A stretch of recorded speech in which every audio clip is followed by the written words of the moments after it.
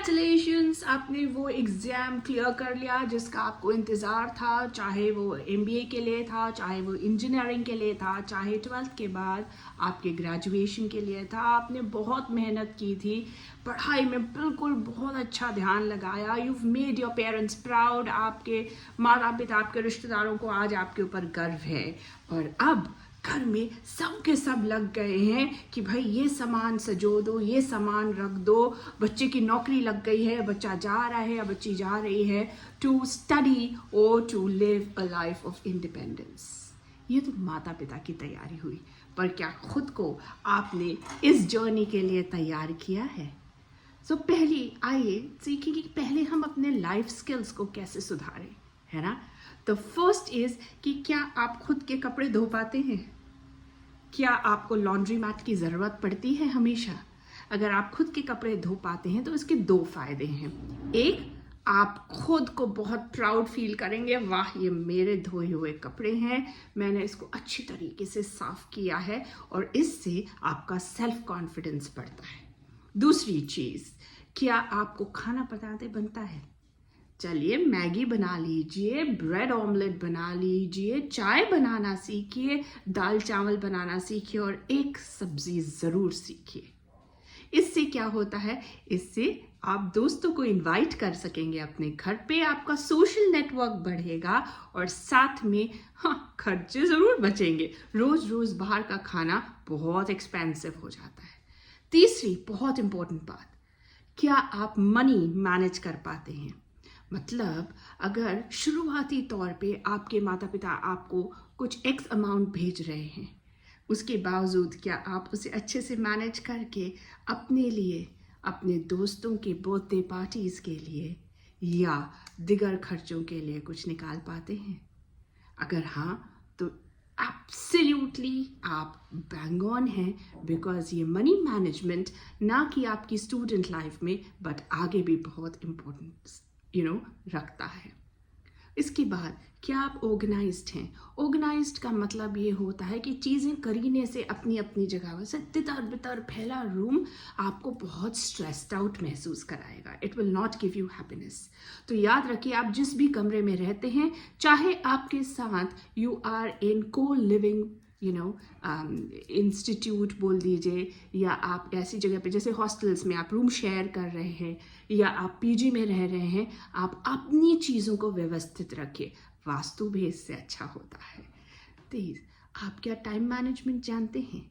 समय को किस तरीके से आप यूटिलाइज करें। इसका मतलब ये नहीं कि दिन भर पढ़ते रहे, नहीं, कुछ वक्त खेल के लिए निकालिए, कुछ वक्त एंटरटेनमेंट के लिए निकालिए, कुछ आपके नेटवर्किंग के लिए निकालिए। तो ये बहुत इम्पोर्टेंट होता है। दूसरा, आप क्या टीचिंग समझते हैं? Can you teach? Now why is teaching important? Teaching इसलिए इम्पोर्टेंट होता है क्योंकि आपके बेसिक्स आप बार बार वापस रिवाइज करते हैं, एंड मोस्ट इम्पोर्टेंटली एक एक्स्ट्रा साइड हसल हो जाती है ना। तो ये बहुत इम्पोर्टेंट होता है। Now another very important thing that I want all of the youngsters to learn is Google Map की तरफ ज़्यादा ध्यान ना दे कि क्या आप पेपर मैप्स पढ़ पाते हैं।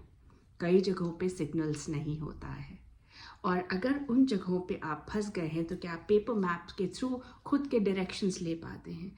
इससे आपको ये पता होगा, अगर आपने कैब्स ली हैं, कि आपको आपका कैब ही सही तरीके से सही जगहों पे ले जा रहा है कि नहीं। अनजान जगहों पे अगर आप दूसरों से, लोकलाइट से पूछते हैं कि भाई क्या ये रास्ता ठीक है नहीं, तो आप पिन पॉइंट हो जाते हैं कि भाई ये टूरिस्ट है या ये यहाँ का लोकलाइट नहीं है, एंड इससे आपकी सेफ्टी पे एक क्वेश्चन मार्क लग सकता है। Now the seventh very important thing is, can you stand up for yourself?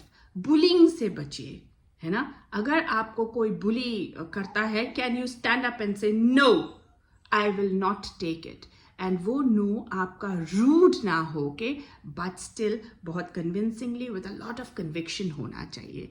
ये आपको एक स्थान प्रदान करता है सोसाइटी में। People will start taking you very seriously.